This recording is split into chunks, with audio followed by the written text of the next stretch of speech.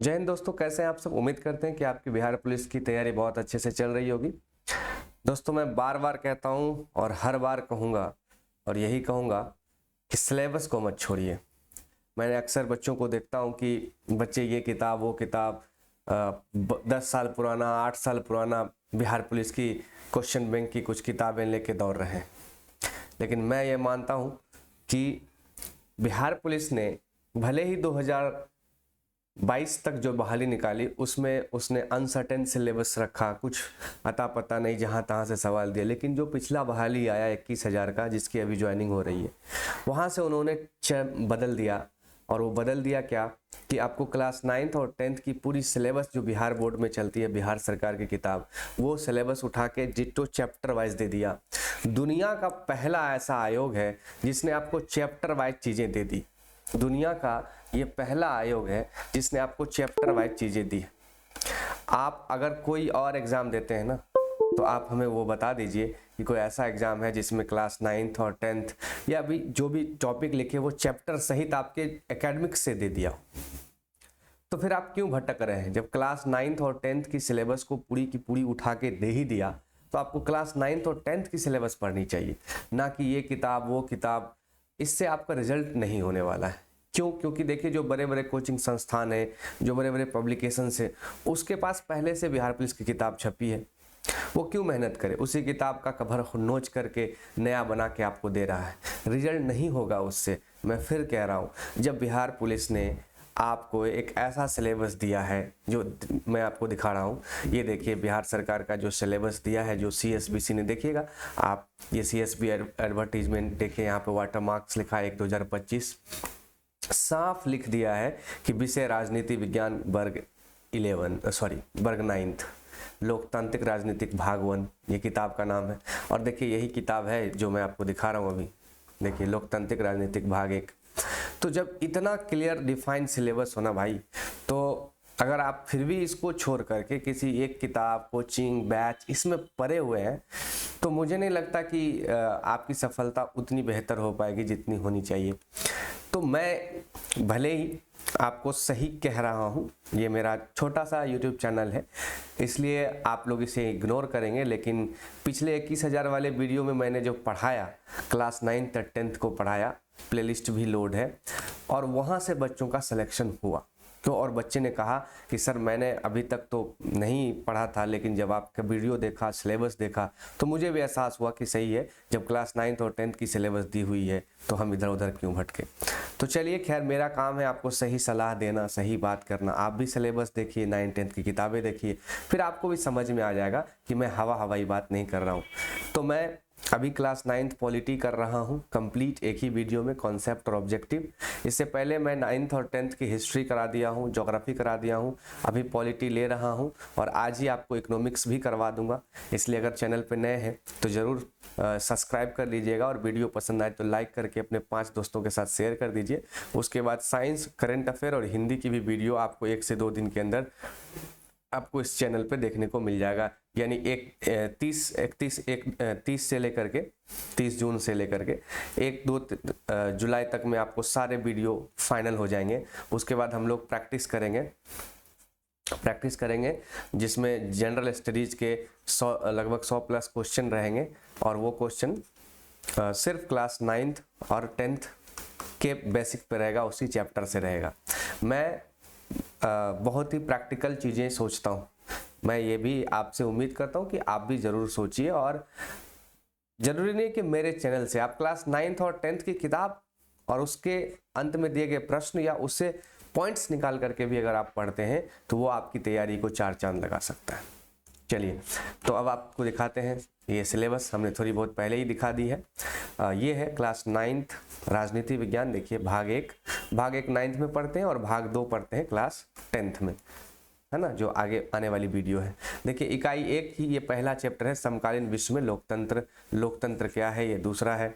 इस तरह से आपको बिहार पुलिस ने आपको सारे सिलेबस एकदम डिट्टो चैप्टर वाइज उठा के रख दिया है, जो कि मैं अन्य वीडियो में भी बनाया हुआ हूँ। आपको डिस्क्रिप्शन बॉक्स में लिंक मिल जाएगा, वहाँ से आप देख सकते हैं। तो अब ये देखिए क्लास 9th है, लोकतंत्र राजनीति भाग 1, लोकतांत्रिक राजनीतिक भाग 1, और यहाँ देखिए कुल 6 चैप्टर ये वही चैप्टर है जो अभी हमने आपको दिखाया, लोकतंत्र का क्रमिक विकास, लोकतंत्र क्या क्यों, संविधान का निर्माण, राजनीति, ये कुल 6 चैप्टर जो क्लास 9th में हमें पढ़ने होते हैं और इसी को रख दिया है। चलिए इसको समझते हैं। इसके हॉट टॉपिक्स को हमने क्या किया कि पूरे चैप्टर को पढ़ के वहाँ से जो भी कंसेप्चुअल पॉइंट्स निकलते हैं उन पॉइंट्स को आपके सामने रख रहा हूँ, साथ में उसके अभ्यास प्रश्न को भी रख रहा हूँ, जिससे आपका कंसेप्ट और ऑब्जेक्टिव दोनों क्लियर हो जाए। तो चलिए शुरू करते हैं। पहला चैप्टर है लोकतंत्र का क्रमिक विकास, यानी कि लोकतंत्र का विकास कैसे हुआ, क्रमिक वाइज देखना है। तो आप लोकतंत्र के क्रमिक विकास को समझने के लिए पिछले 100 वर्षों के समय के दौरान लोकतंत्र की जैसी शासन प्रणाली का ज्यादा विस्तार हुआ। आज भी विभिन्न देशों में लोकतंत्र को चुनौतियों का सामना करना पड़ रहा है। विभिन्न देश में लोकतंत्र की समाप्ति व पुनर्स्थापना हो रही है। बिल्कुल एक घटना है क्लास 9th में जो बताया गया है, 1980 के दशक में चिली और पोलैंड की घटना। ये 2 देश हैं जहां लोकतंत्र की स्थापना हुई। इस घटना से हमें ये पता चलता है कि लोकतंत्र कितना महत्वपूर्ण है। तो कह रहा है कि दक्षिण अमेरिका महाद्वीप में चिली नामक देश स्थित है और चिली में ओएदे नामक व्यक्ति ने चिली से सोशलिस्ट पार्टी की स्थापना की। तो आपसे पूछ सकता है कि चिली में किसने सोशलिस्ट पार्टी की स्थापना करी। अब ये जो क्वेश्चन अगर आपको पूछ दिया ना, तो मैं ये दावे के साथ कह सकता हूँ कि जनरल कंपटीशन और जनरल किताब जो भी है उसमें ये चीज़ नहीं दिया हुआ है, क्योंकि ये क्लास 9th का चैप्टर है। और जनरल जो भी कंपनी है, पब्लिकेशन इंस्टीट्यूट या कोचिंग इंस्टीट्यूट हैं या बड़े बड़े टीचर हैं, वो सिर्फ अपनी उसी किताब को छाप रहे हैं जो पहले से छप रहा था। जबकि उनको समझना चाहिए जब सिलेबस चेंज हो गया तो सिलेबस के अकॉर्डिंग चैप्टर वाइज क्यों नहीं दे देते। आप किसी किताब को उठाइए, क्या उसमें इस सिलेबस को छाप करके इसके चैप्टर वाइज अगर कुछ दिया हुआ है तो हमें बताइए।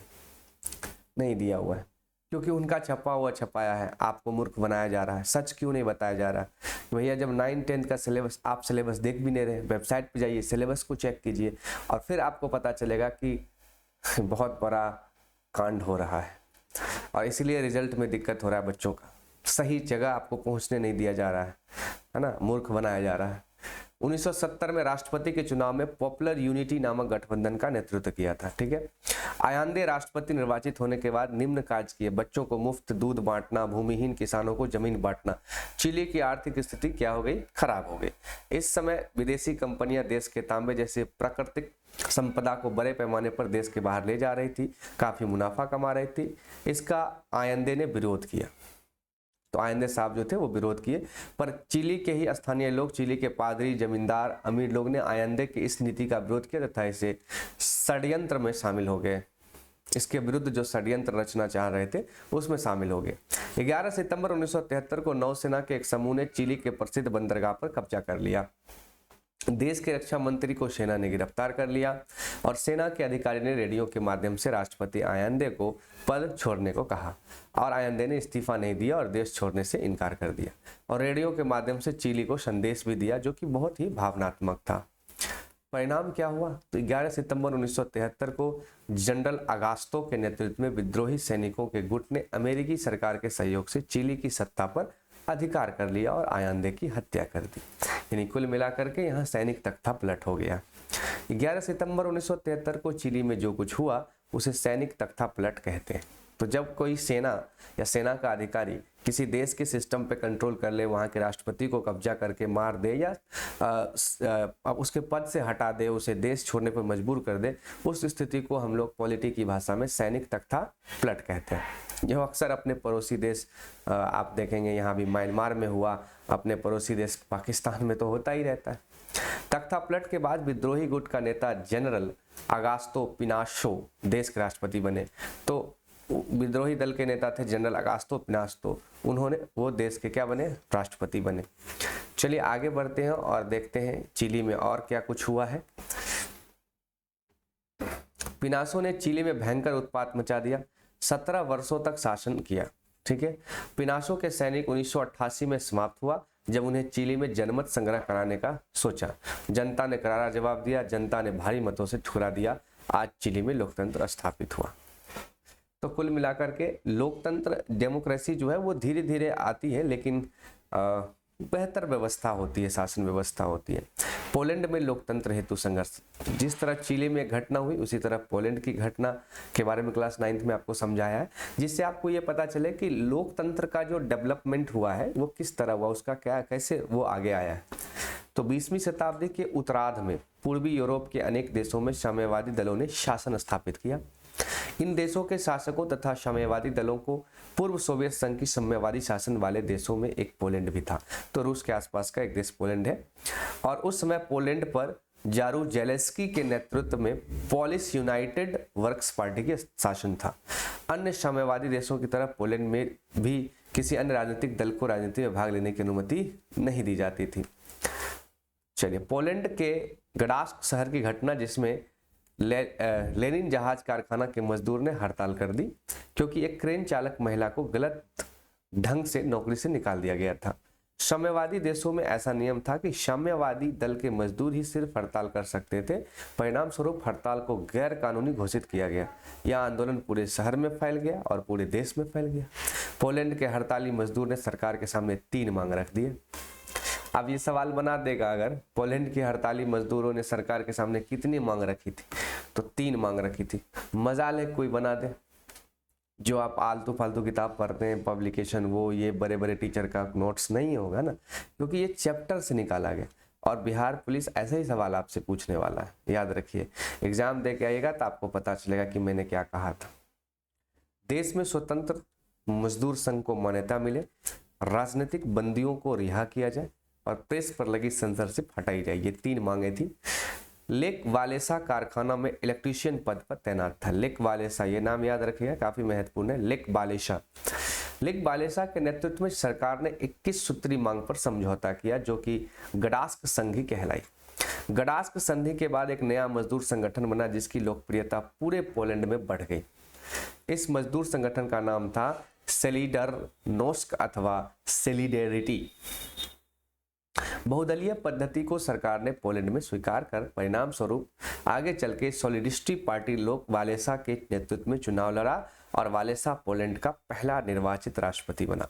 तो कुल मिलाकर आपने देखा कि लोगों के साथ गलतियां हुई, दिक्कतें हुई, लोगों ने उसका विरोध किया और उसके बाद विरोध करने के पश्चात जनता ने उस चीज को नकारा और एक लोकतांत्रिक निर्वाचित सरकार का गठन हुआ। 11 सितंबर 1973 में तख्ता पलट के बनी सरकार अलोकतांत्रिक थी, जिसका उद्देश्य अमीरों के हित को साधना था। पुनः 1988 में जनमत संग्रह के बाद चिली में लोकतंत्र की स्थापना हुई थी। तो आपने देखा कि 1973 में तख्ता पलट करके चिली में अलोकतांत्रिक सरकार यानी सैनिक सरकार बनी, जबकि 1988 में क्या बन गया, जनमत संग्रह यानी कि जनता के द्वारा चुनी गई सरकार बनी, जिसे हम लोकतंत्र कहते हैं। लोकतंत्र उसी के लिए जाना जाता है। तो 1980 के दशक की पोलैंड की साम्यवादी सरकार भी अलोकतांत्रिक थी, जिसका नेतृत्व अलोकतांत्रिक था, जिसकी जेलेंस्की निरंकुश शासक जारूजेलेस्की निरंकुश शासक कर रहे थे। यह सरकार अलोकप्रिय, लेकिन 1990 में लोक वालेसा के नेतृत्व में बनी पोलैंड की सरकार लोकप्रिय हुआ और यह निर्वाचित सरकार हुई। तो ये 2 घटना, पहले नक्शे में 1950 का एक लोकतांत्रिक शासन वाले देशों को दर्शाया गया और सन 1975 तक कई औपनिवेशिक देशों को स्वतंत्रता मिल गई। इन देशों को 1975 वाले दूसरे नक्शे में दर्शाया गया। तो ये तो नक्शा है दिया हुआ किताब में, तो हमें वो नहीं देखना। हमें ये समझना है कि जो 2 देश है पोलैंड और चिली, इनके सिस्टम जो पहले से थे वो लोकतांत्रिक थे, फिर धीरे धीरे बाद में वो क्या हो गए, लोकतांत्रिक हो गए।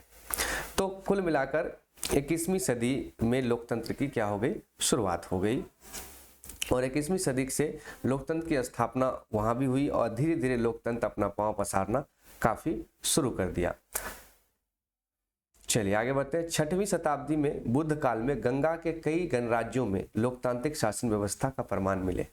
अब चूंकि लोकतंत्र का क्रमिक इतिहास हम पढ़ रहे हैं, चैप्टर का नाम है, तो हमने चिली और पोलैंड की कहानी देखी। फिर आप अपने इंडिया में देखिएगा तो 6वीं शताब्दी में ही बुद्ध जब हुआ करते थे, महावीर जब हुआ करते थे, उस समय गंगा के कई ऐसे क्षेत्र थे, जैसे वैशाली बहुत महत्वपूर्ण है, वहाँ पर लोकतांत्रिक शासन चल रहा था। मतलब वहाँ जो राजा हुआ करता था उसे जनता चुनती थी। इन गणराज्यों में जैसे कपिल वस्तु का शाक्य मुनि, शुभार पर्वत के भागों का प्रांत, अलकंप की बोली, केरुपत का कलाम, संग्राम, कुशीनगर का मल्ल, पिपलीवन के मेरिया, वैशाली के लिच्छवी, इसका बहुत चर्चा मिलता है।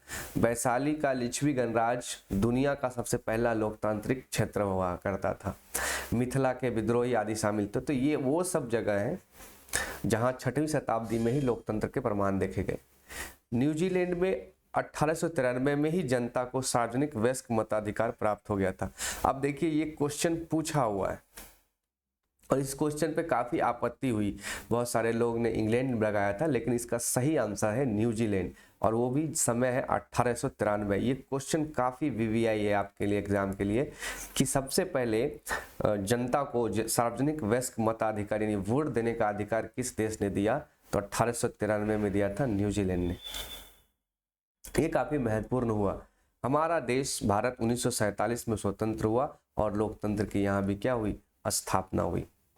तो कुल मिलाकर हमने देखा इसमें 2 पॉइंट्स बहुत वीवीआई निकल के आए हमारे पास। 1893 में न्यूजीलैंड ने सार्वजनिक वयस्क मताधिकार प्राप्त हुआ और अपने लोगों को दिया।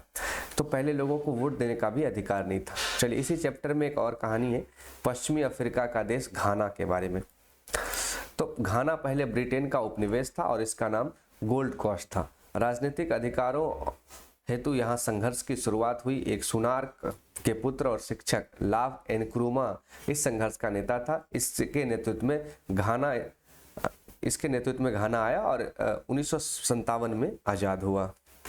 लेकिन यहाँ भी लोकतंत्र स्थिर नहीं रहा क्योंकि एनक्रूमा ने अपने आप को आजीवन राष्ट्रपति के रूप में चुनवा लिया। सेना ने 1966 में घाना के एनक्रूमा सरकार को तख्ता पलट दिया और वहाँ लोकतंत्र का खात्मा हो गया। चलिए देखिए सवाल पूछा भी गया है, सार्वभौमिक वयस्क मताधिकार किस देश को कब प्राप्त हुआ, तो 1893 में प्राप्त हुआ न्यूजीलैंड को। किसको भैया, न्यूजीलैंड को 1893 में। चलिए आगे बढ़ते हैं। यहाँ देखिए एक बॉक्स में आपको ये चीज़ें दे रखी है कि किस देश को कब कहाँ सार्वभौमिक वयस्क मताधिकार प्राप्त हुआ। तो सबसे पहले कॉलम में हमारे पास न्यूजीलैंड, ये बहुत ही वीवीआई है, इसको आपको जरूर पूछा जाएगा। उसके बाद है रूस 1917 में मिला, जर्मनी 1918 में, नीदरलैंड ब्रिटेन को 1928 में मिला यानी कि इंग्लैंड को। तो उतना देखना नहीं है, हम अपना वाला देख लें। 1950 में हमें मिला जब हम लोग गणतंत्र हुए, रिपब्लिक हुए, यानी कि 26 जनवरी जब से मनाने लगे। चलिए आगे बढ़ते हैं। 1991 में सोवियत संघ रूस के विघटन के बाद सोवियत संघ के कुल 15 गणराज्य हुए। तो सोवियत संघ रूस, जिसे यूएसएसआर कहा जाता है, यूएसएसआर, ये एक संगठन के रूप में बहुत सारे देश इसमें शामिल थे। उसके बाद 1991 में क्या हुआ, इसका विघटन हुआ। तो ये सवाल आ सकता है कि यूएसएसआर चूंकि जो यूक्रेन है और रूस है, तो यूक्रेन कभी यूएसएसआर का ही एक सदस्य हुआ करता था जो बाद में आज़ाद हुआ 1991 में। तो 15 गणराज्य में स्वतंत्र हुआ और अभी आपने देखा 2022 से ही रूस और यूक्रेन के बीच युद्ध भी चल रहा है। अब आगे बढ़ते हैं। भारत के पड़ोस के स्थित नेपाल देश में लोकतंत्र की स्थापना। तो हमारे पड़ोस में एक देश है नेपाल, वहाँ लोकतंत्र कैसे स्थापित हुआ इसके बारे में अब इस चैप्टर में बताया है। 1948 में नेपाल का पहला संविधान बना। तो ये वीवीआई पॉइंट्स है आपके लिए। इस संविधान के अंतर्गत राजा ही नेपाल का वास्तविक शासक था। ठीक है। 1959 में राजा महेंद्र ने नया संविधान लागू किया और संसद के लिए पहली बार चुनाव हुए, लेकिन 1962 में राजा महेंद्र ने देश में लोकतंत्र को समाप्त कर दिया। तो राजा महेंद्र को भी आपको याद रखना पड़ेगा।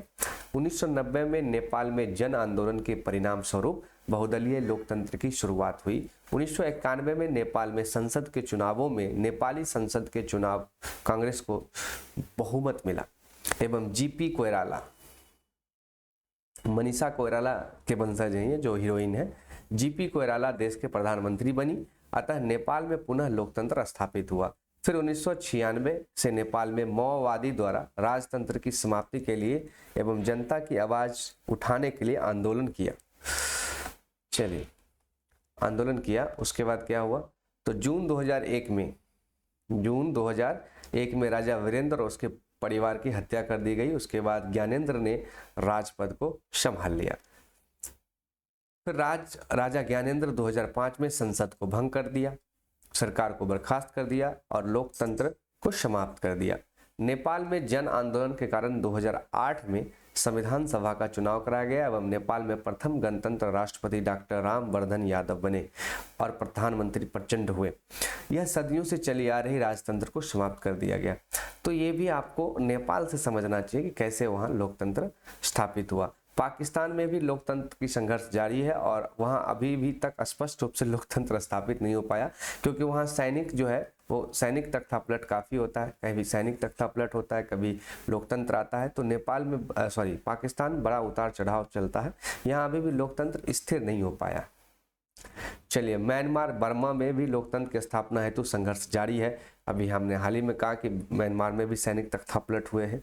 तो ये जो 3-4 देश है, इसका पूरा एक इतिहास रहा है कि यहाँ पर चीज़ें दिक्कत में आई है। जैसे कि 1948 में औपनिवेशिक शासन आज़ाद हुआ म्यांमार, लोकतंत्र को अपनाया 1962 में, तख्तापलट के कारण लोकतंत्र का अंत हुआ 1990 में, 30 वर्ष के बाद चुनाव हुई और वहाँ आंग सांग सूची की अगुवाई में नेशनल लीग फॉर डेमोक्रेसी को भारी बहुमत मिला, पर सेना ने सत्ता छोड़ने से इनकार कर दिया। फिर आंग सांग सूची के संघर्ष से अंतर्राष्ट्रीय मान्यता मिली, उन्हें नोबेल शांति पुरस्कार भी मिला 1992 में। यह भी सवाल आपसे पूछ सकता है। संयुक्त राष्ट्र संघ की स्थापना 24 अक्टूबर 1945 को हुआ, जिसका 193 देश सदस्य बने और 2011 में दक्षिणी सूडान का नया सदस्य बना जो 193 है। तो ये भी सवाल बेहतरीन है, आपसे पूछा जा सकता है। संयुक्त राष्ट्र संघ के 6 अंग है: महासभा, सुरक्षा परिषद, आर्थिक एवं सामाजिक परिषद, न्याय परिषद और अंतर्राष्ट्रीय न्यायालय एवं सचिवालय। 5 अस्थायी सदस्य और 10 अस्थायी सदस्य हैं। अस्थायी सदस्य जो होते हैं, टेम्परेरी सदस्य, वो 2 वर्षों के लिए चुने रहते हैं। संयुक्त राष्ट्र संघ एक अपना सचिवालय है जो अमेरिका के न्यूयॉर्क में स्थित है। चलिए, अब चलते हैं चैप्टर नंबर 2 में, लोकतंत्र क्या और क्यों। देखिए कितने अच्छे से पहले आपको ये समझाया कि लोकतंत्र का कैसे डेवलपमेंट हुआ और लोकतंत्र आया गया जिसमें आपको नेपाल का एग्जाम्पल आया, पाकिस्तान का आया, चिली का आया, पोलैंड का आया। लेकिन अब सवाल यह है कि चैप्टर नंबर 2 में आपको यह समझाना चाह रहा है कि लोकतंत्र क्या और क्यों है। एक्चुअली लोकतंत्र है क्या और वो क्यों है, क्यों चाहिए हमें लोकतंत्र। चलिए समझते हैं लोकतंत्र क्या है। वैसी शासन व्यवस्था जो लोगों द्वारा चुनी जाती है और लोगों के हित में शासन करती है, ऐसी शासन व्यवस्था को हम लोकतंत्र कहते हैं। तो मन में सवाल जब आए कि लोकतंत्र के पीछे लोग क्यों इतना भाग रहे हैं, तो आप समझ गए होंगे कि वैसी शासन व्यवस्था जो वहाँ लोगों द्वारा चुनी जाती है। बात जाहिर सी साफ है, जो लोग हैं उनके ऊपर जो शासन करेगा वो चुनेंगे ना कि हमारा नेता या हमारा लीडर, हमारा प्रतिनिधित्व कैसा हो। आगे बढ़ते हैं। लोकतांत्रिक सरकार की विशेषता, लोगों द्वारा चुने हुए प्रतिनिधि सारे फैसले लेते हैं, ये एक अच्छी बात है। तो ये भी सवाल बन सकता है कि लोकतांत्रिक सरकार की विशेषता निम्नलिखित में से कौन ही। चुनाव निष्पक्ष और स्वतंत्र होते हैं। चुनाव से बनी सरकार संविधान द्वारा निर्धारित और तरीकों एवं नियमों के अंदर ही कार्य करती है और सरकार लोगों के अधिकारों को सुरक्षा देती है। तो लोकतंत्र की ये विशेषता है कि सारे फैसले उसके प्रतिनिधि लेते हैं, निष्पक्ष चुनाव होता है और सरकार जो बनती है वो एक संविधान, एक लिखित नियमों के अधीन काम करती है, अपने मन से काम नहीं करती। लेकिन राजतंत्र वगैरह में ऐसा नहीं होता है, वहाँ पर जो राजा का मन होगा वो करेगा, आप कुछ नहीं कर सकते। चलिए, चुनाव में अनेक दलों की भागीदारी होती है, जिसके कारण लोगों के पास शासक को बदलने का विकल्प और अवसर उपलब्ध होता है। लोकतंत्र में गुण एवं दोष दोनों है। बिल्कुल देखिए, दुनिया का हर कोई चीज गुण और दोष दोनों लेके आता है। आपके जीवन में कभी भी कोई चीज हो तो उसमें भी पॉजिटिव और नेगेटिव दोनों होती है, लेकिन सवाल यह है कि कितना पॉजिटिव और कितना नेगेटिव। अगर 10 में से किसी के पास मान लीजिए 6 पॉजिटिव है और 4 नेगेटिव है, तो हम मान के चलते हैं कि ये चीज़ें बेहतर है, आप इसे कर सकते हैं। अगर 5-5 भी है तो 50-50 नेगेटिव पॉजिटिव है, लेकिन 8 है तो अति उत्तम है। ऐसे भी दुनिया में कोई परफेक्ट है नहीं है, मैं हूँ, आप हूँ, सब में अच्छाई और बुराई होती है, लेकिन अच्छाई का जो टावर है वो थोड़ा ज़्यादा होना चाहिए और बुराई का टावर थोड़ा कम होना चाहिए, वो इंसान बेहतर है। चलिए आगे बढ़ते हैं। भारत में आपातकाल कब घोषित किया गया? 1975 में। अब तक 3 बार घोषित किया गया है। उस समय इंदिरा गांधी प्रधानमंत्री थी। ये सवाल पूछा जा सकता है कि भारत में आपातकाल कब घोषित हुआ? 1975 में, और उस समय इंदिरा गांधी प्रधानमंत्री थी। तो इस समय जो 1975 में जो आपातकाल घोषित हुआ, यह आपातकाल आंतरिक विद्रोह के कारण हुआ था। चलिए आगे बढ़ते हैं, अध्याय 3 को लेते हैं हम लोग। अध्याय 3, चलिए एक्सरसाइज 3। एक्सरसाइज 3 में अब बता रहा, पहला में बताया आपको कि लोकतंत्र का क्रमिक विकास कैसे हुआ, दूसरा में बताया लोकतंत्र क्या है, इसकी क्या विशेषता है। तो अब आपको समझ ही आ गया लोकतंत्र क्या है और क्यों चाहिए लोकतंत्र। अब तीसरे में संविधान का निर्माण। संविधान किसी लोकतंत्र की सफलता के लिए एक संविधान का होना आवश्यक माना जाता है। किसी देश के शासन जिनमें नियमों और सिद्धांतों के आधार पर चलता हो, उन सिद्धांत या नियमों का संग्रहण संविधान कहते हैं। अब आपके मन में संविधान क्या होता है, तो जब आपके देश में या किसी भी देश में लोकतंत्र होगा, तो लोकतंत्र में क्या होती है ना कि चुनी हुई जो सरकार होती है वो एक नियमों के अधीन काम करती है। तो वो जो नियम सिद्धांत है उसको एक किताब में हम लोग लिखते हैं, उस किताब का नाम संविधान होता है, जो कि भारत में भी है। हर लोकतांत्रिक देश का अपना एक संविधान होता है। दक्षिण अफ्रीका में लोकतांत्रिक संविधान। दक्षिण अफ्रीका में लोकतंत्र की स्थापना लंबे संघर्ष का परिणाम है। दक्षिण अफ्रीका में रंगभेद नीति पर आधारित शासन व्यवस्था थी। ये सवाल आपसे पूछ लेगा कि रंगभेद नीति की व्यवस्था, शासन व्यवस्था आधारित कहाँ पर थी? दक्षिण अफ्रीका में। दक्षिण अफ्रीका यूरोपीय देशों का उपनिवेश था। रंगभेद नीति से तंग आके दक्षिण अफ्रीका के लोगों ने विद्रोह शुरू कर दिया, और जब गोरों की सरकार को लगा कि विद्रोह का स्वरूप बड़ा होता जा रहा है, तब उसे लगा कि जोर जबरदस्ती से अब शासन नहीं चला जा सकता है। तब गोरे सरकार ने अपनी नीतियां परिवर्तन करना शुरू कर दिया और भेदभाव वाले कानून को वापस ले लिया। राजनीतिक दलों पर लगा प्रतिबंध और मीडिया पर लगा प्रतिबंध हटा दिया गया। गोरे की सरकार यानी ब्रिटेन, इंग्लैंड 28 वर्षों तक जेल में कैदी रहने वाले नेल्सन मंडेला को भी आजाद कर दिया। अंततः यहाँ गणतंत्र एवं लोकतंत्र स्थापित हुआ। याद रखिए दोस्तों, जिस तरह हमारे देश में गांधी जी का महत्वपूर्ण रोल है, उसी तरह दक्षिण अफ्रीका में नेल्सन मंडेला जी का बहुत महत्वपूर्ण रोल है। यूँ समझ लीजिए कि दक्षिण अफ्रीका की गांधी नेल्सन मंडेला है। इन्हें नोबेल पुरस्कार भी मिला हुआ है। भारतीय संविधान का निर्माण की बात करते हैं। चलिए, भारतीय संविधान 1922 में महात्मा गांधी के द्वारा यह उद्गार व्यक्त किया गया था कि भारतीय संविधान भारतीयों की इच्छा अनुसार होगी। ये काफी वीवीआई पॉइंट है, और देखिए ये सवाल बना हुआ है, बीपीएससी में कई बार पूछा है दोस्त कि भारत में सबसे पहले संविधान की बात जो है वो किसने करा था? 1922 में महात्मा गांधी ने करा था। ये सबसे महत्वपूर्ण पॉइंट, एकदम वीवीआई, एकदम रगड़ दीजिए इसको। दूसरा जो पॉइंट दिया है, 1924 में मोतीलाल नेहरू द्वारा ब्रिटिश सरकार से यह मांग की गई कि भारतीय संविधान के निर्माण के लिए संविधान सभा का गठन किया जाए। 1928 में मोतीलाल नेहरू और कांग्रेस के 8 अन्य नेताओं ने भारत का एक संविधान लिखा। इसे ही नेहरू रिपोर्ट कहते हैं। आपसे पूछेगा कि नेहरू रिपोर्ट कब बना? 1928 में। तो ये भी बहुत वीवीआई पॉइंट है। चलिए आगे बढ़ते हैं। 1931 में कराची अधिवेशन में एक प्रस्ताव में यह रूपरेखा रखी गई थी कि आजाद भारत का संविधान कैसा होगा। तो कहेगा कि भारतीय संविधान की जो रूपरेखा है वो कहाँ तैयार किया गया? तो 1931 में, और वो भी कराची अधिवेशन। 1937 के बाद पूरे ब्रिटिश शासन वाले भारत में प्रादेशिक असेंबलियों के लिए चुनाव भी कराए गए, और ये कराया गया था भारत शासन अधिनियम 1935 के द्वारा। ये भारत शासन अधिनियम 1935 सबसे लास्ट अधिनियम है अंग्रेजों द्वारा जो लाया गया था। इसमें बनी सरकार पूरी तरह लोकतांत्रिक नहीं थी। भारतीय संविधान में सबसे ज्यादा प्रभाव 1935 के भारत शासन अधिनियम का ही है। मतलब 80% जो आज हमारा संविधान है वो 1935 का ही हिस्सा है। इसे संविधान का ब्लूप्रिंट भी कहते हैं। अब संविधान हमारा निर्माण कैसे हुआ, चलिए उसको देखते हैं। संविधान सभा बना। चुने हुए प्रतिनिधियों की जो संविधान सभा नामक विशाल दस्तावेज को लिखने का काम करती है, उसे संविधान सभा कहते हैं। तो संविधान सभा क्या हुई? तो जो संविधान जो किताब है उसको लिखने की एक सभा बनाई गई, और वो सभा का सिर्फ ये काम था कि संविधान को लिखना है, बनाना है। भारतीय संविधान सभा के लिए जुलाई 1946 में चुनाव हुए थे। ये भी सवाल बहुत बेबी है कि भारतीय संविधान सभा के लिए कब चुनाव हुए? जुलाई 1946 में। संविधान सभा की पहली बैठक 9 दिसंबर 1946 को हुई थी। इसके तत्काल, ये भी बहुत भी है, और ये जो बैठक हुई थी इसके सच्चिदानंद सिन्हा थे, वो अस्थाई और फिर अस्थाई हो गए हमारे डॉक्टर राजेंद्र प्रसाद। इसके तत्काल बाद भारत दो हिस्से पाकिस्तान और हिंदुस्तान में बंट गया।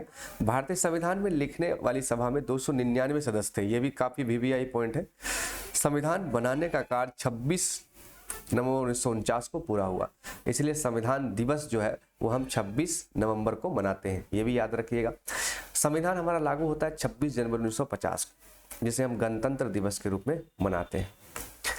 3 वर्ष में कुल 114 दिनों की गंभीर चर्चा के बाद संविधान तैयार हुआ। तो ये भी आपसे पूछा जा सकता है कि 2 वर्ष 11 महीना 18 दिन लगा था, लगभग 3 वर्ष में कितने दिनों की गंभीर चर्चा हुई? 114 दिनों की। बहस की हर बात रिकॉर्ड किया गया और संभाल कर रखा गया है। इन्हें कॉन्स्टिट्यूशन असेंबली डिबेट्स नाम से 12 खंडों में प्रकाशित की गई है। तो ये भी आपसे सवाल पूछा जा सकता है। भारतीय संविधान निर्माता की सूची में महात्मा गांधी का नाम नहीं था, वे संविधान सभा के सदस्य नहीं थे। ये भी काफी बेबीहाई बात है कि संविधान सभा के निर्माण समिति जो समिति थी उसमें महात्मा गांधी हमारे नहीं थे। 1931 ईस्वी में अपनी पत्रिका यंग इंडिया में उन्होंने संविधान में अपनी अपेक्षा लिखा और उनसे निम्न बातें कही। तो 1931 में उन्होंने अपनी पत्रिका यंग इंडिया में कहा। तो ये भी पूछा जा सकता है कि यंग इंडिया किसने लिखा? गांधी ने। तो क्या लिखा उन्होंने? मैं भारत के लिए एक ऐसा संविधान चाहता हूं जो उसे गुलामी और अधीनता से मुक्त करे। मैं ऐसे भारत के लिए प्रयास करूंगा जिसमें सबसे गरीब व्यक्ति भी अपना माने और उसे लगे कि देश को बनाने में उसकी भी भागीदारी है। भारतीय संविधान का प्रस्तावना की भाषा ऑस्ट्रेलिया के संविधान से लिया गया। तो प्रस्तावना हमने ऑस्ट्रेलिया से लिया। भारतीय संविधान विश्व का सर्वाधिक विशाल और व्यापक संविधान है, क्योंकि इसमें 395 अनुच्छेद, 12 अनुसूचियां और 22 भाग हैं। तो कई बार ये भी पूछ लेता है आपसे। 42वां संविधान संशोधन 1976 के द्वारा प्रस्तावना में 3 शब्द जोड़े गए। काफी वीवीआई पॉइंट है, एक सवाल यहाँ से बनेगा ही बनेगा। समाजवाद, पंथ निरपेक्ष और लोकतांत्रिक गणराज्य, ये 3 शब्द जोड़े गए। संविधान के प्रारंभ में ही कहा गया कि भारत राज्यों का संघ होगा, यानी शासन प्रणाली संघीय प्रणाली होगी, ठीक है, जो कि कनाडा से प्रेरित है। मौलिक अधिकार अमेरिका के संविधान से लिया गया है। पहले 7 मौलिक अधिकार थे, लेकिन अब 6 हैं। अब संपत्ति के अधिकार को मौलिक अधिकार की श्रेणी से हटाकर कानूनी अधिकार बना दिया गया है। ये आपको पता भी होगा अगर आप कॉम्पिटिटिव एग्जाम की तैयारी करते हैं तो। अब एक महत्वपूर्ण है 86वां संविधान संशोधन 2002 के द्वारा शिक्षा का अधिकार मौलिक अधिकार के रूप में अनुच्छेद 21 के क में जोड़ा गया है। राज्य का नीति निर्देशक तत्व का मुख्य लक्ष्य लोक कल्याणकारी राज्य की स्थापना है, ठीक है। वयस्क मताधिकार, पहले वयस्क मताधिकार की उम्र 21 वर्ष थी, परंतु 1989 में, ये भी काफी वीवीआई पॉइंट है। देखिए यही सब सवाल आपके बनेंगे एग्जाम में और आप इधर उधर बौख रहे हैं। चुपचाप चैप्टर पढ़िए, नहीं तो हमारे चैनल से आप आराम से समरीज पढ़िए और क्वेश्चन आंसर लगाइए। 61वें संविधान संशोधन के तहत उम्र घटाकर 18 वर्ष कर दिया था। इस समय राजीव गांधी प्रधानमंत्री थे, तो उन्हें लगा कि मैं यंग हूं तो यंग लोग हमें वोट देंगे, तो इस वजह से ये पॉलिटिकल चीजें हैं। तो आपको सिर्फ इतना याद रखना है कि 1989 में 61वां संविधान संशोधन के तहत उम्र को 21 से घटाकर क्या कर दिया गया? 18 साल। भारत में एकल नागरिकता है, बल्कि अमेरिका में दोहरी नागरिकता है। हम लोग भारत के नागरिक हैं, बिहार के निवासी हैं, यूपी के निवासी हैं, जबकि अगर अमेरिका में जाएंगे तो वो अमेरिका का भी नागरिक है और वहाँ की स्टेट जैसे फ्लोरिडा है वहाँ के भी नागरिक है। संविधान में अनुच्छेद 368 के तहत संसद संविधान में संशोधन कर सकता है। तो आपसे सवाल पूछेगा संविधान संशोधन की प्रक्रिया का अनुच्छेद क्या है? 368। चलिए अब आते हैं अध्याय 4 चुनावी राजनीति। मंत्रिपरिषद उस निकाय का सरकारी नाम है जिसे सारे मंत्री होते हैं। कैबिनेट मंत्री अमूमन सत्ताधारी पार्टी या गठबंधन के वरिष्ठ नेता होते हैं। ये मुख्य प्रमुख मंत्रालय के प्रभारी होते हैं। भारत संघ में 2 प्रकार की सरकार है, केंद्र सरकार और राज्य सरकार। राज्य कार्यपालिका में राज्यपाल और मंत्रिपरिषद और मुख्यमंत्री आते हैं। तो राज्य के कार्यपालिका में 3 लोग आते हैं, राज्यपाल, मंत्रिपरिषद और मुख्यमंत्री। राज्यपाल राज्य की कार्यपालिका का प्रधान होता है। ये भी सवाल आपसे कई बार पूछा जा चुका है कि राज्य की कार्यपालिका का प्रधान कौन होता है? राज्यपाल, गवर्नर होता है। परंतु व्यवहार में प्रधान की तरह मुख्यमंत्री ही कार्यपालिका का प्रधान होता है। तो अगर आपसे सवाल पूछ देना कि कार्यपालिका, राज्य में कार्यपालिका का प्रधान कौन होता है, तो आप आराम से चुपचाप राज्यपाल लगा दीजिए। वास्तविक प्रधान पूछे तब आप मुख्यमंत्री लगाइएगा। ठीक वैसे ही देश में पूछेगा तो राष्ट्रपति लगा दीजिएगा। चलिए, और प्रधानमंत्री हो गया, यानी कि व्यवहार में आपको दिखेगा वो, लेकिन संवैधानिक रूप में वो नहीं है। राज्यपाल की नियुक्ति राष्ट्रपति द्वारा होता है, किंतु व्यवहार में राष्ट्रपति केंद्रीय मंत्रिमंडल के परामर्श से ही राज्यपाल की नियुक्ति करते हैं। विधान परिषद 6 राज्यों में है, बिहार, यूपी, महाराष्ट्र, आंध्र प्रदेश, तेलंगाना और कर्नाटक। चलिए, राज्यपाल के स्वीकृति के बाद ही विधानमंडल द्वारा पारित विधेयक कानून बनता है। विधानमंडल के सत्र नहीं चलने की स्थिति में राज्यपाल अध्यादेश जारी कर सकते हैं। वित्त विधेयक राज्यपाल की पूर्वानुमति पर भी विधानसभा में प्रस्तुत किया जाता है और राज्यपाल के स्वीकृति के उपरांत ही धन विधेयक का कानून बनता है। ये सारे पॉइंट्स काफी VVI है दोस्त, यही सब सवाल में आपको देखने को मिलेगा। राज्यपाल को अपराधी का दंड कम करने, स्थगित करने या दूसरे दंड बदलने या पूर्णतः माफ करने का अधिकार है, परंतु मृत्यु दंड माफ नहीं कर सकता है। मृत्यु दंड केवल राष्ट्रपति ही माफ कर सकता है। यह भी काफी VVI पॉइंट है। राज्यपाल के सिफारिश पर ही राज्य में राष्ट्रपति शासन लागू होता है। ये भी काफी VVI। देखिए, आजकल यही सब इसी टाइप के सवाल पूछे जाते हैं। राष्ट्रपति शासन होने पर राज्यपाल केंद्र के एजेंट के रूप में कार्य करते हैं और वह केंद्र के निर्देशानुसार शासन करते हैं। तो इस टाइप के सवाल ही आजकल कंसेप्चुअल सवाल पूछे जाते हैं। तो इन सब चीजों को बहुत ज्यादा ध्यान देने की आपको जरूरत है। राज्यपाल विभिन्न विश्वविद्यालय का कुलाधिपति होता है ना। ये भी आपको बहुत अच्छे से याद रखना चाहिए, क्योंकि ये काफी VVI सवाल पूछेगा। विधानमंडल, संविधान में यह उल्लेखनीय है कि प्रत्येक राज्य का एक विधानमंडल होगी और विधानमंडल की राज्यपाल, विधानसभा और विधान परिषद, ये सब मिला करके राज्यपाल, विधानसभा और विधान परिषद, ये तीनों होते हैं विधानमंडल के अंग। राज्यों का विधानमंडल एक सदनीय होता है। द्विसदनीय करने का निर्णय राज्य में निर्वाचित प्रतिनिधियों और सांसदों का है। 2 केंद्र शासित प्रदेश दिल्ली और पुडुचेरी में एक सदनीय विधानमंडल है। संविधान के अनुसार विधानसभा के अधिकतम सदस्यों की संख्या 500 और न्यूनतम 60 होनी चाहिए। ये बात आपको याद रख लेनी चाहिए। संविधान के अनुसार विधानसभा के अधिकतम, किसी भी राज्य में विधानसभा के अधिकतम सदस्य 500 और न्यूनतम 60 होना चाहिए। गोवा इसमें अपवाद है, वो बात अलग से करेंगे हम लोग। बिहार विधानसभा सीट में 245 है। बिहार विधानसभा सीट जो है और विधान परिषद 75 है। एक्चुअली 243 सीटें हैं, यहाँ मिसप्रिंट हुआ है। 243 सीटें हैं बिहार विधानसभा में और विधान परिषद में कुल 75 सीटें हैं। विधानसभा सदस्य बनने के लिए न्यूनतम उम्र 25 वर्ष होना चाहिए। कार्यकाल 5 वर्षों का होता है, परंतु राज्यपाल 5 वर्ष से पहले भी इसे भंग कर सकता है। विधानसभा कानून बनाने वाला प्रमुख सदन है। धन विधेयक तो सिर्फ विधानसभा में ही पेश होते हैं। साधारण विधेयक दोनों सदनों में से किसी में भी जाया जा सकता है। विधानसभा द्वारा पारित विधेयक विधान परिषद को 4 महीने के भीतर अपना अनुमोदन देने के लिए बाध्य है। धन विधेयक के मामले में विधान परिषद को मात्र 14 दिनों का ही अधिकार है। मंत्री परिषद का सामूहिक उत्तरदायित्व विधानसभा के प्रति होता है। तो ये भी सवाल आता है कि मंत्री परिषद का जो सामूहिक उत्तरदायित्व होता है वो विधानसभा के प्रति होता है, कि जो भी मंत्री होते हैं वो रिस्पॉन्ड करते हैं विधानसभा में। अविश्वास प्रस्ताव तथा काम रोको प्रस्ताव सिर्फ विधानसभा में ही लाया जा सकता है। चलिए अब आगे बढ़ते हैं, अध्यक्ष और उपाध्यक्ष के बारे में देखते हैं। प्रत्येक राज्य में विधानसभा अपने सदस्यों में से एक अध्यक्ष एवं एक उपाध्यक्ष का चुनाव करती है। अध्यक्ष के गैर हाजिरी में उपाध्यक्ष सदन का संचालन करता है। चलिए उसके बाद है विधान परिषद। तो विधान परिषद विधानमंडल का एक उच्च सदन है और संविधान के अनुच्छेद 159 में यह प्रावधान, माफ कीजिएगा 169 में 169 में यह प्रावधान है कि जिन राज्यों में उच्च सदन की व्यवस्था नहीं है वहां बहाल की जा सकती है और जहां पर है उन्हें समाप्त भी की जा सकती है। लेकिन ऐसा करने के लिए विधानसभा से पारित कर संसद के पास भेजना होगा।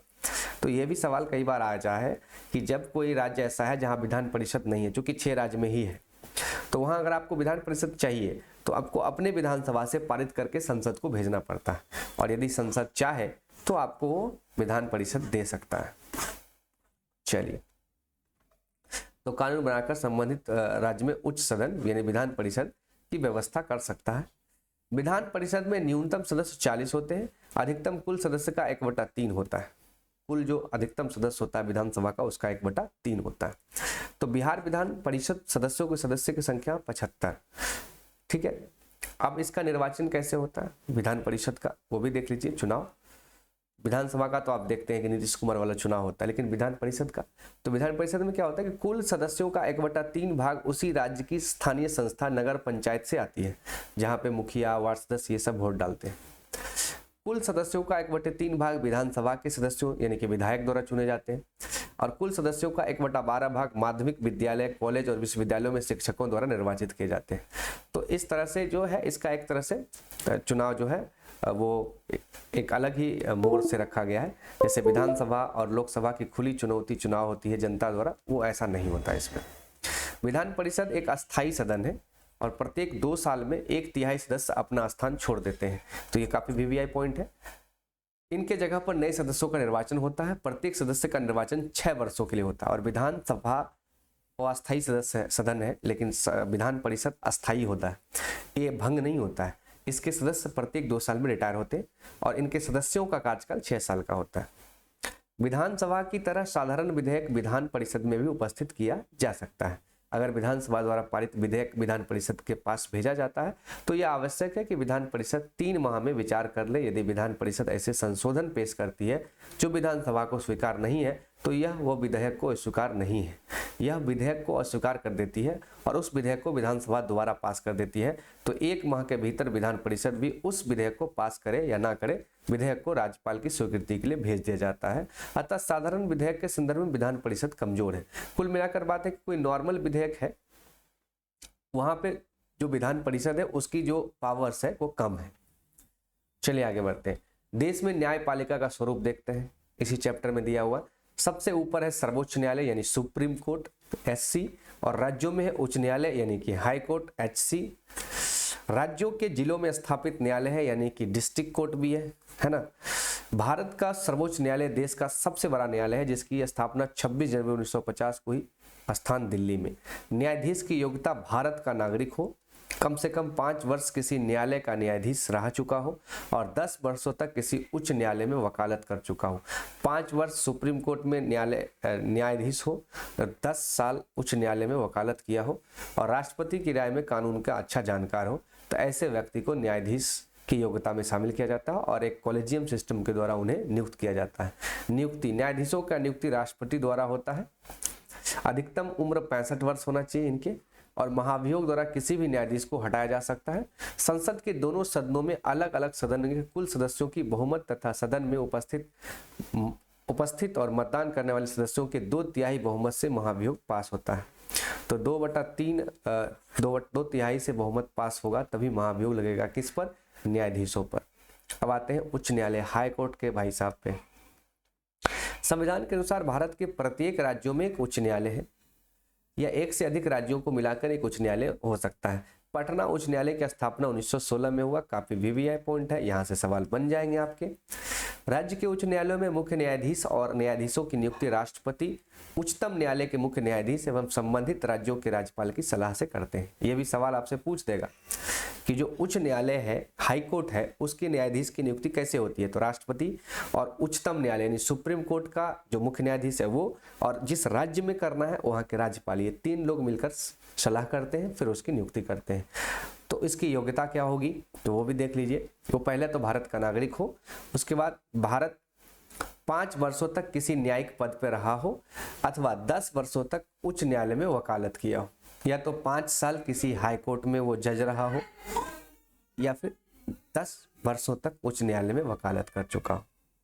राष्ट्रपति भारत के मुख्य न्यायाधीश के परामर्श लेने के पश्चात किसी भी उच्च न्यायालय के न्यायाधीशों को अन्य न्यायालय में तबादला कर सकते हैं। इसकी न्यायाधीश की उम्र 62 वर्ष है, ये काफी वीवीआई पॉइंट है। अच्छा देखिए, ये जानबूझ के 62 वर्ष रखा गया क्योंकि यहीं से जाते हैं सुप्रीम कोर्ट। तो भैया अगर सुप्रीम कोर्ट के जो न्यायाधीश बनते हैं उनकी रिटायर्ड की उम्र 65 साल है, अगर आप हाई कोर्ट में भी 65 साल रख देंगे तो 65 साल में हाई कोर्ट से रिटायर्ड भी हो जाएंगे, तो फिर वो ऊपर कैसे जाएंगे? इसलिए यहाँ 62 साल में उनको रिटायर्ड करने की उम्र रखी गई है ताकि ऊपर वो जा सकते हैं। उच्च न्यायालय के न्यायाधीश अवकाश प्राप्त करने के बाद किसी भी न्यायालय में वकालत नहीं कर सकते हैं, ये भी एक हमारे संविधान में बात करी गई है।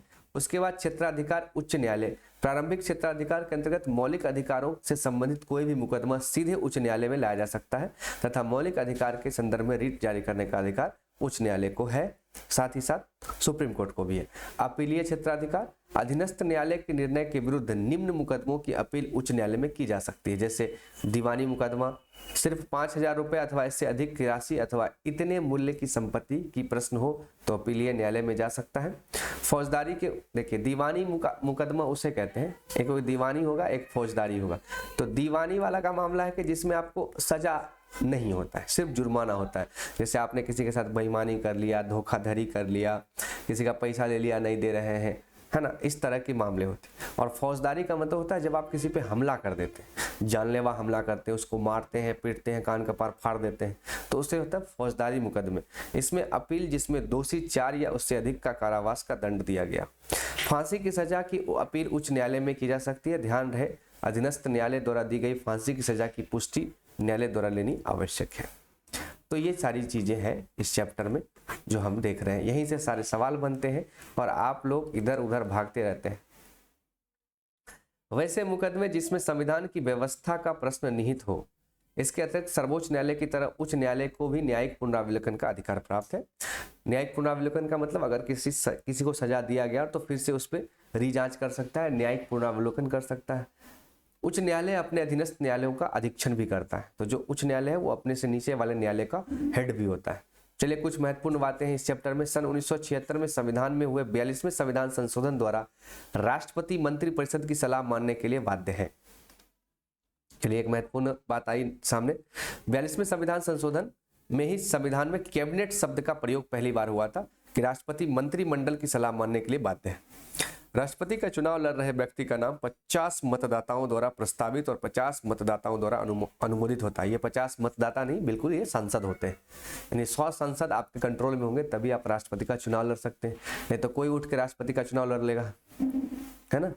सदन का कुल संख्या 1/10 सदस्य के हस्ताक्षर सहित महाभियोग के प्रति प्रस्ताव करने वाले दिन से 14 दिन पूर्व सदन के अध्यक्ष को देना आवश्यक है। यानी अगर राष्ट्रपति को हटाना है तो संसद और विधानसभा में मनोनीत सदस्यों राष्ट्रपति के चुनाव में भाग नहीं लेते हैं, मगर वे राष्ट्रपति को हटाने की प्रक्रिया में भाग लेते हैं। देखिए संसद और विधानसभा में क्या होता है ना कि राष्ट्रपति जो है वो मनोनीत करते हैं, ठीक है, जैसे राज्यपाल मनोनीत करते हैं विधानसभा में और संसद में राष्ट्रपति मनोनीत करते हैं। तो वो लोग उनके चुनाव में भाग नहीं ले सकते क्योंकि मनोनीत किया है तो ऑब्वियसली है कि उनको ही वोट देगा, लेकिन जब उनको हटाने की बात आती है तो वो भाग लेते हैं। ये एक अच्छी बात है।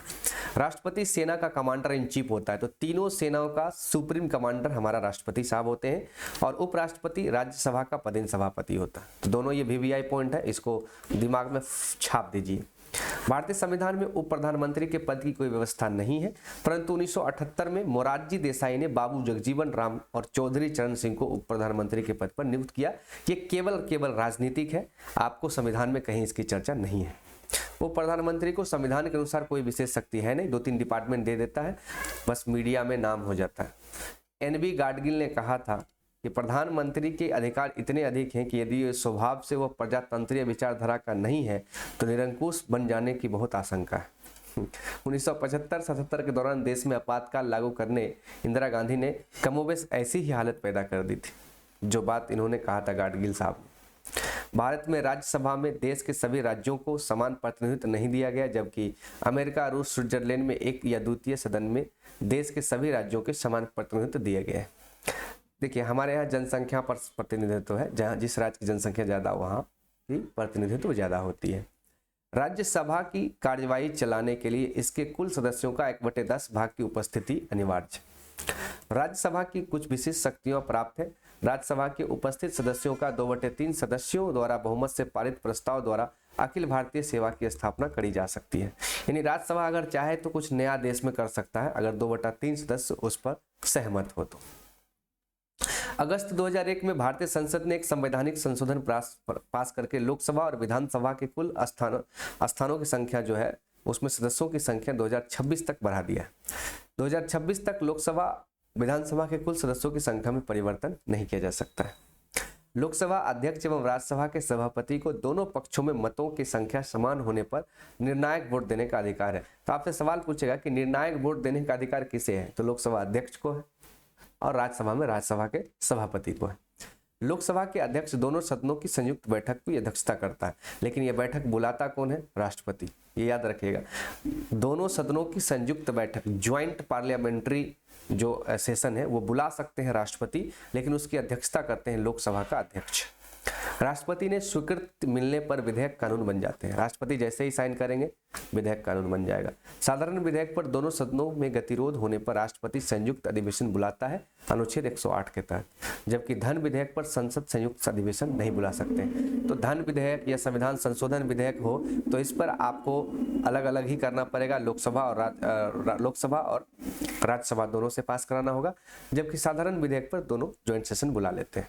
चलिए, 5वां चैप्टर है संसदीय लोकतंत्र की संस्थाएं। तो क्या क्या संस्थाएं हैं?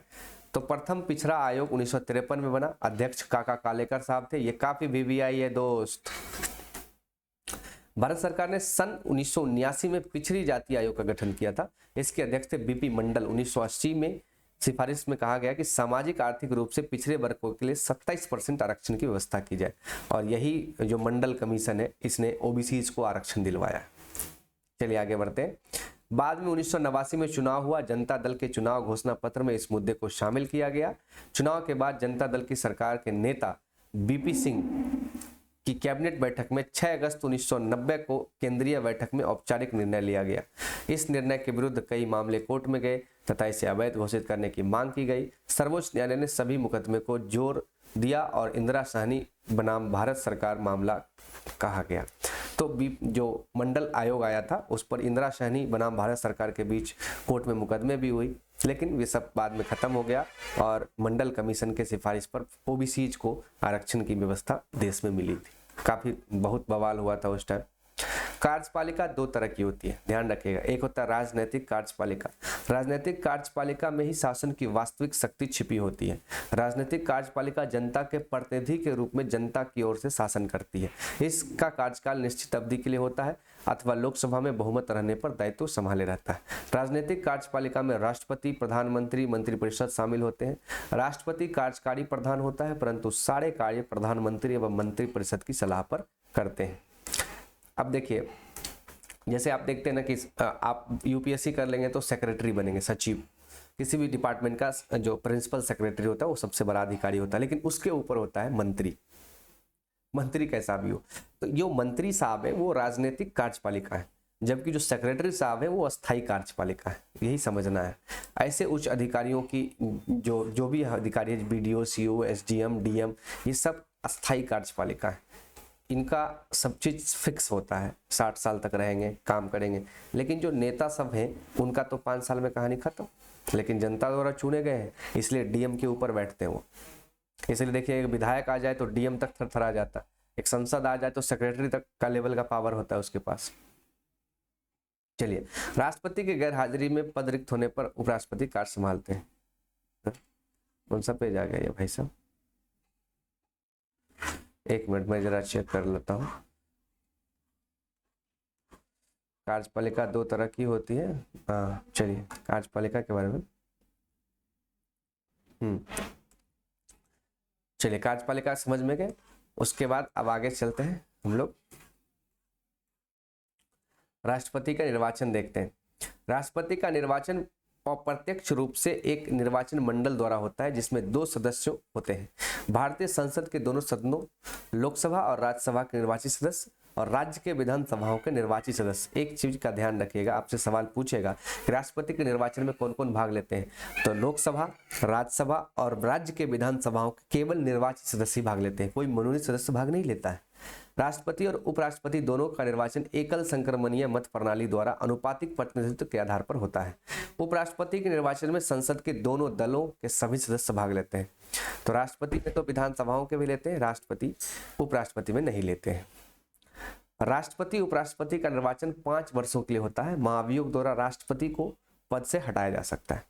राष्ट्रपति प्रधानमंत्री की सलाह से अन्य मंत्रियों की नियुक्ति करते हैं। इसके अलावा प्रधानमंत्री की सलाह से ही राज्यपाल, सर्वोच्च न्यायालय के न्यायाधीश, चुनाव आयुक्त, राजदूत आदि की नियुक्ति करते हैं। यानी राष्ट्रपति जो है वो प्रधानमंत्री की सलाह लेते हैं और जितने मंत्री हैं उन सबको नियुक्त करते हैं। इसके अलावा देश में जितने भी बड़े पद हैं, जैसे राज्यपाल का है, सर्वोच्च न्यायालय है, चुनाव आयोग है, यूपीएससी के जो अध्यक्ष होते हैं उनको, इन सब को नियुक्त करते हैं राष्ट्रपति, लेकिन प्रधानमंत्री की सलाह पर। चलिए, राष्ट्रपति को भारतीय संसद की बैठक बुलाने, स्थगित करने और लोकसभा भंग करने का अधिकार है। राष्ट्रपति को अध्यादेश जारी करने का भी अधिकार है। राष्ट्रपति वित्त आयोग की नियुक्ति, धन विधेयक को मंजूरी देता है। जितने भी बड़े आयोग के अध्यक्ष हैं उसकी नियुक्ति भी राष्ट्रपति करते हैं। राष्ट्रपति आपातकाल की घोषणा भी करते हैं। यदि बाहरी आक्रमण या सशस्त्र विद्रोह या खतरा, राज्य में विधानसभा की विफलता, संकट, तो राष्ट्रपति शासन भी लगता है। अब तक 3 बार देश में राष्ट्रीय आपातकाल की घोषणा हो चुकी है। 1962 में जब भारत चीन युद्ध हुआ, 1971 में जब भारत और पाकिस्तान युद्ध हुआ जिसमें बांग्लादेश पैदा हुआ, और 1975 में इंदिरा गांधी ने अपने आंतरिक और सशस्त्र विद्रोह के कारण ही इमरजेंसी लागू कर दिया था। तो 3 बार अब तक इमरजेंसी लागू हुआ, ये भी याद रखिए। 44वां संविधान संशोधन 1978 के अनुसार राष्ट्रपति मंत्री परिषद की सिफारिश को फिर से विचार करने के लिए एक बार वापस कर सकता है, परंतु मंत्री परिषद द्वारा पुनः विचार के उपरांत राष्ट्रपति सलाह मानने के लिए बाध्य है। प्रधानमंत्री की नियुक्ति भी कौन करते हैं? राष्ट्रपति करते हैं। तो यदि कोई मान के चलिए संसद ने दोनों सदनों से, लोकसभा से और राज्यसभा से कोई विधेयक पास करके राष्ट्रपति को भेजा, सिग्नेचर कर ली, तो राष्ट्रपति उसे वापस भेज सकते हैं, और जब ये फिर से पास करके भेजेगा तब राष्ट्रपति वापस नहीं कर सकते, उनको साइन करना ही होगा। चलिए, संसद, हर लोकतांत्रिक देश में जनप्रतिनिधियों की सभा होती है जिसे संसद कहते हैं। अमेरिका की संसद को कांग्रेस कहते हैं, इंग्लैंड में पार्लियामेंट, फ्रांस में नेशनल असेंबली, जापान में डाइट, रूस में ड्यूमा। यहीं से एक क्वेश्चन बना देगा आपको कि जापान में संसद को क्या कहते हैं? ड्यूमा कहते हैं। लोकसभा को प्रथम सदन कहा जाता है। इसके सदस्य आमतौर पर जनता के द्वारा चुने जाते हैं। अमेरिका में प्रथम सदन को प्रतिनिधि सदस्य, इंग्लैंड में प्रथम सदन को हाउस ऑफ कॉमन्स, राज्यसभा का द्वितीय सदन होता है अमेरिका में, इसे सीनेट तथा इंग्लैंड में इसे हाउस ऑफ लॉर्ड्स कहते हैं। हमारे यहाँ राज्यसभा कहते हैं, अमेरिका में सीनेट और इंग्लैंड में हाउस ऑफ लॉर्ड्स कहते हैं। कानून बनाने हेतु जो प्रस्ताव तैयार होता है उसे हम विधेयक कहते हैं। विधेयक 2 प्रकार के होते हैं, एक साधारण विधेयक, एक धन विधेयक। विधेयक पर राष्ट्रपति की स्वीकृति। 2007 में एपीजे अब्दुल कलाम ने विधेयक पर पुनर्विचार 44वें संविधान संशोधन 1978 का प्रयोग करते हुए लाभ के पद संबंधित विधेयक का संसद पर पुनः विचार के लिए भेजे थे। शासन 2 प्रकार का होता है, अध्यक्षीय शासन प्रणाली, अमेरिका, श्रीलंका, दक्षिण अफ्रीका में इसमें अध्यक्षीय शासन प्रणाली, इसमें राष्ट्रपति होते हैं, प्रधानमंत्री नहीं होता। एक होता है संसदीय शासन प्रणाली, जैसे हमारे यहाँ भारत, इंग्लैंड, नेपाल, यहाँ प्रधानमंत्री होता है और राष्ट्रपति भी होता है। राज्यपाल की नियुक्ति राष्ट्रपति द्वारा होता है। तो ये भी सवाल हमसे पूछ सकता है कि हमारे देश का शासन कैसा? संसदीय शासन है हमारी, अध्यक्षीय शासन नहीं। संसदीय शासन प्रणाली भारत, इंग्लैंड, नेपाल राज्य में है। राज्यपाल की नियुक्ति राष्ट्रपति द्वारा होता है, किंतु व्यवहार में राष्ट्रपति केंद्रीय मंत्रिमंडल की परामर्श पर ही राज्यपाल की नियुक्ति करते हैं। राज्यपाल की नियुक्ति भी 5 वर्ष के लिए होता है। विधानमंडल में एक सदन या दोनों सदनों की बैठक बुलाने, बैठक स्थगित करने व संविधान सभा को भंग करने का अधिकार राज्यपाल को होता है।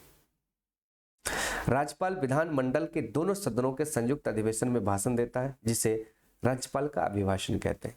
राज्यपाल विधान परिषद के 1/6 सदस्यों की मनोनीत करने का भी अधिकार है। राज्यपाल मुख्यमंत्री की सलाह से ही सारा कार्य करता है।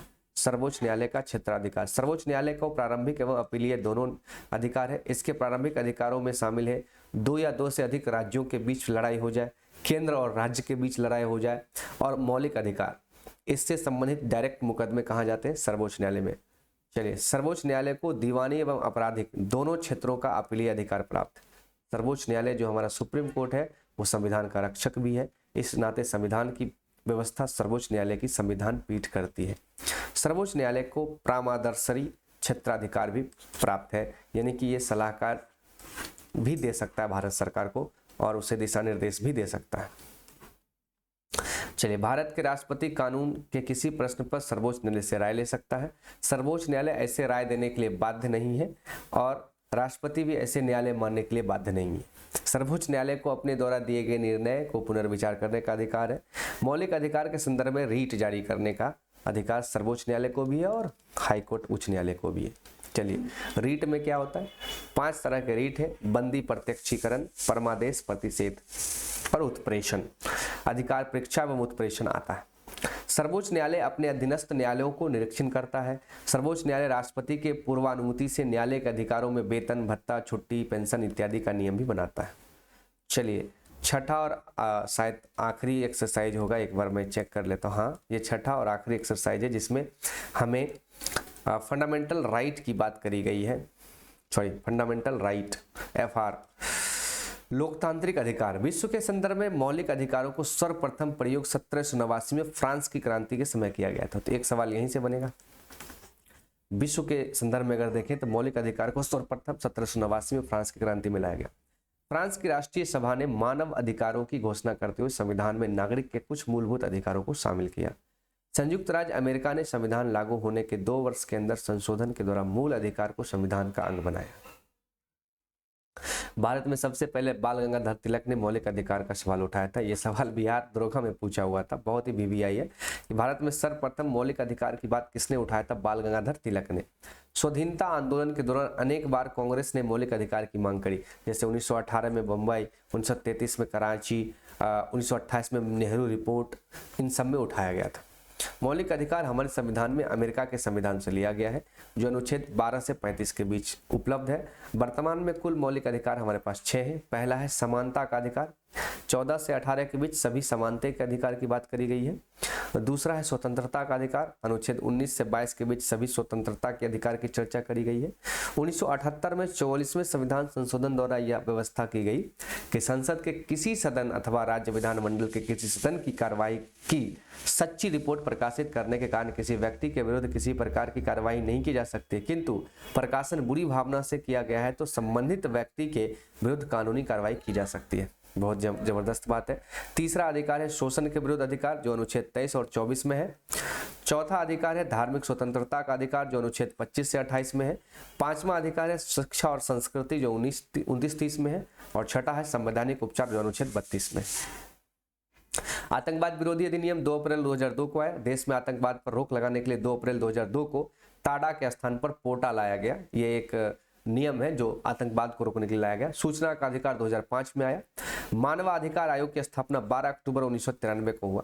भारत सरकार ने माता पिता एवं वरिष्ठ नागरिकों के भरण पोषण अधिनियम कानून 2007 में लाया। इसमें यह प्रावधान किया गया कि सभी व्यक्ति अपने माता पिता एवं वरिष्ठ अभिभावक का उचित भरण पोषण एवं देखभाल करना अनिवार्य किया। राष्ट्रीय महिला आयोग की स्थापना 31 जनवरी 1922 को हुई। अनुच्छेद 51 के क के तहत 6 से 14 वर्ष के तक के सभी बच्चों को उसके माता पिता का यह कर्तव्य होगा कि उन्हें शिक्षा दिलाया जाए, और ये बात 2002 में मौलिक कर्तव्य में जोड़ा भी गया था। चलिए जानने योग्य बातें क्या क्या है समझिए, ये काफी इंपॉर्टेंट बात है। सूर्य उदय से पूर्व एवं सूर्यास्त के बाद किसी भी महिला को पुलिस द्वारा गिरफ्तार नहीं किया जा सकता है, ये काफी महत्वपूर्ण बात है। गर्भवती महिला को, अब आप बिहार पुलिस बन रहे हैं तो आपको गिरफ्तार करना पड़ेगा, तो इस चीज को समझिए। गर्भवती महिला को किसी भी अवस्था में फांसी या मृत्युदंड नहीं दिया जा सकता है। कब दिया जाएगा? जब वो उसका बच्चा पैदा हो जाएगा उसके बाद। आज़ादी के पश्चात, देखिए जवान मूवी में दिखाया भी था, जो उसका बेटा गर्भवती था तो दीपिका पादुकोण गर्भवती थी तो उसको फांसी नहीं दिया गया जब तक बच्चा ना हो गया। आज़ादी के पश्चात किसी भी महिला को फांसी या मृत्युदंड नहीं दिया गया है। भ्रूण हत्या रोकने के लिए गर्भधारण पूर्व और प्रस्तुति पूर्व निदान तकनीक लिंग चयन प्रतिबंध अधिनियम 1994 में बनाया गया। यानी आप गर्भ में बच्चे को चेक नहीं कर सकते कि लड़का है कि लड़की है। घरेलू हिंसा में महिलाओं पर हो रहे अत्याचारों को रोकने के लिए घरेलू हिंसा से महिला संरक्षण अधिनियम 2005 बनाया गया, जिसका आज बहुत दुरुपयोग हो रहा है दोस्त। बलात्कार या रेप, किसी महिला के इच्छा के विरुद्ध जबरदस्ती शारीरिक संबंध बनाया जाता है तो इसे बलात्कार की श्रेणी में लाते हैं। 2013 में महिलाओं के प्रति बलात्कार या इज्जत भंग करने के अपराध में कठोर दंड प्रावधान किया गया है। अब आगे बढ़ते हैं। पैतृक संपत्तियों का अधिकार, यानी कि माँ बाप की संपत्ति। 2005 के बाद भारत में हिंदुओं की पुत्री को भी पुत्र के समान ही पैतृक संपत्ति में अधिकार प्राप्त हुआ है। तो अगर लड़कियां चाहे तो अपने पिताजी के यहाँ से आधा आधा हिस्सा ले सकती है। पैतृक संपत्ति में जितनी संपत्ति पुत्र के हिस्सेदारी में जाएगी उतनी ही संपत्ति पुत्री को भी दिया जाएगा, चाहे पुत्री विवाहित हो या अविवाहित हो, ये कोई मायने नहीं रखता है। क्या बढ़िया बढ़िया कानून बनाया भारत सरकार ने। चलिए, बाल मजदूरी। बाल मजदूरी का अर्थ है 14 वर्ष से कम आयु वाले बच्चों से मजदूरी करवाना। ऐसी मजदूरी चाहे माता पिता या अभिभावक की इच्छा से हो, जबरदस्ती हो, सभी बाल मजदूरी के अंतर्गत आते हैं। लेकिन घर में जो काम करते हैं उसमें बाल मजदूरी नहीं होता है। बाल मजदूरी अधिनियम 1986 को बनाया गया। नजरअंदाज बच्चे यानी नेग्लेक्टेड चाइल्ड। नजरअंदाज बच्चे का मतलब ऐसे बच्चों से जिसकी शारीरिक और मानसिक जरूरत को किसी कारणवश पूरा नहीं किया जा सका, नज़रअंदाज बच्चे को सर्वांगीण विकास नहीं हो पाता है। तो इसलिए ऐसे बालकों के लिए care and children of protection act 2000 कानून बनाया गया, जिसके तहत इसे सुरक्षा दी जाती है। तो सिर्फ कानून में अच्छा लगता है, बाकी धरती पर क्या है। चलिए, बाल विवाह पे रोक के लिए जो कानून बने वो देखिए। वर्ष 2006 में the prevention of child marriage act कानून बना, जो 2007 में पूरे देश में लागू हुआ। इसमें विवाह के लिए लड़कों की उम्र 21 वर्ष एवं लड़कियों की उम्र 18 वर्ष रखे गए। अब चलते हैं राष्ट्रीय ध्वज के बारे में। 22 जुलाई 1947 को भारत के संविधान ने 3 रंग की पट्टियों से निर्मित झंडे को सर्वसम्मति से स्वीकार किया। केसरिया रंग त्याग, बलिदान और शक्ति का प्रतीक है। श्वेत रंग शांति का और हरियाली देश में समृद्ध और खुशहाली का प्रतीक है। श्वेत पट्टी में नीले रंग का चक्र प्रगति का प्रतीक है, जो 24 तीली 24 घंटे यानी कि एक दिन में 24 घंटे के प्रतीक है। यह चक्र सारनाथ में स्थापित अशोक स्तंभ से लिया गया है। हमारे ध्वज की लंबाई का अनुपात 3:2 है, काफी वीवीआई पॉइंट है, यहीं से सवाल बनता है। राष्ट्रीय ध्वज से संबंधित नियमों को prevention of insult the national honour act 1971 एवं फ्लैग कोड ऑफ इंडिया में उल्लेखित किया गया। 2004 में सर्वोच्च न्यायालय द्वारा दिया गया एक निर्णय, राष्ट्रीय ध्वज फहराना मौलिक अधिकार की श्रेणी में आता है। तो सभी देश के नागरिक अपने घर, दफ्तर, कहीं भी राष्ट्रीय ध्वज को फहरा सकते हैं, लेकिन हाँ, ध्यान रहे कि उसकी अपमान नहीं होना चाहिए। अतः अनुच्छेद 19 के 1 के अधीन मौलिक अधिकार में इसे शामिल किया गया। मौलिक कर्तव्य रूस से लिया गया है। 86वें संविधान संशोधन 2002 में 6 से 14 वर्ष तक के सभी बच्चों के लिए निःशुल्क शिक्षा की व्यवस्था भी करी गई है। तो दोस्त, ये था पॉलिटी क्लास 9th, और बस कुछ ही देर बाद आपको पॉलिटी क्लास 10th की भी वीडियो मिलेगी। तो अगर आप यहाँ तक देखें और चैनल को सब्सक्राइब नहीं किए तो प्लीज़ सब्सक्राइब करके बेल आइकन को दबा लीजिए, ताकि सारे लेटेस्ट नोटिफिकेशन आपको मिले। देखिए, सबसे बड़ी बात यही है कि सिलेबस के हिसाब से पढ़ना, और मैं इसी चीज़ को मानता हूँ। आप सिलेबस देखिए और सिलेबस के हिसाब से पढ़िए, तो आपके रिजल्ट आपके हाथ में होंगे। चलिए, मिलते हैं अगले वीडियो में, तब तक के लिए कीप